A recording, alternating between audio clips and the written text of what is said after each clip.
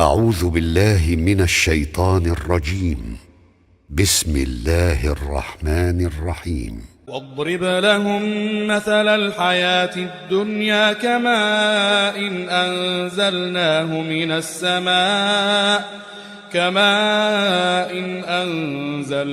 من السماء فاختلط به نبات الأرض فأصبح هشيما تذروه الرياح وكان الله على كل شيء مقتدرا.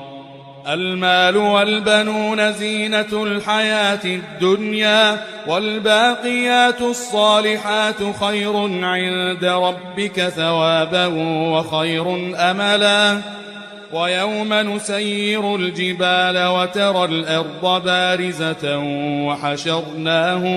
وحشرناهم فلم نغادر منهم أحدا وعرضوا على ربك صفا لقد جئتمونا كما خلقناكم أول مرة بل زعمتم أن لن نجعل لكم موعدا. ووضع الكتاب فترى المجرمين مشفقين مما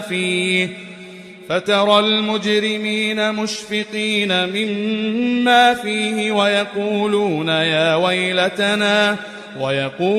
يا ويلتنا ما لهذا الكتاب لا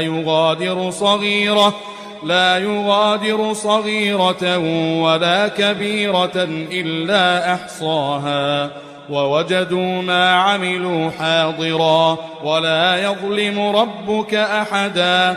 وإذ قلنا للملائكة اسجدوا لآدم فسجدوا إلا إبليس كان من الجن ففسق عن أمر ربه أفتتخذونه وذريته أولياء من دوني وهم لكم عدو بئس للظالمين بدلا.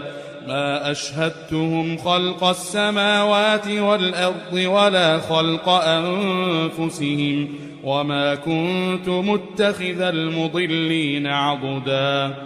ويوم يقول نادوا شركائي الذين زعمتم فدعوهم فلم يستجيبوا لهم وجعلنا بينهم موبقا. ورأى المجرمون النار فظنوا أنهم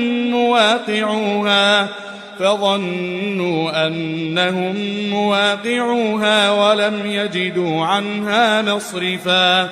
ولقد صرفنا في هذا القرآن للناس من كل مثل وكان الإنسان أكثر شيء جدلا. وما منع الناس أن يؤمنوا إذ جاءهم الهدى ويستغفروا ربهم إلا أن تأتيهم سنة الأولين أو يأتيهم العذاب قبلا. وما نرسل المرسلين إلا مبشرين ومنذرين. ويجادل الذين كفروا بالباطل ليدحضوا به الحق واتخذوا آياتي وما أنذروا هزوا. ومن أظلم ممن ذكر بآيات ربه فأعرض عنها ونسي ما قدمت يداه إنا جعلنا على قلوبهم أكنة أن يفقهوه وفي آذانهم وقرا وإن تدعهم إلى الهدى فلن يهتدوا إذن أبدا.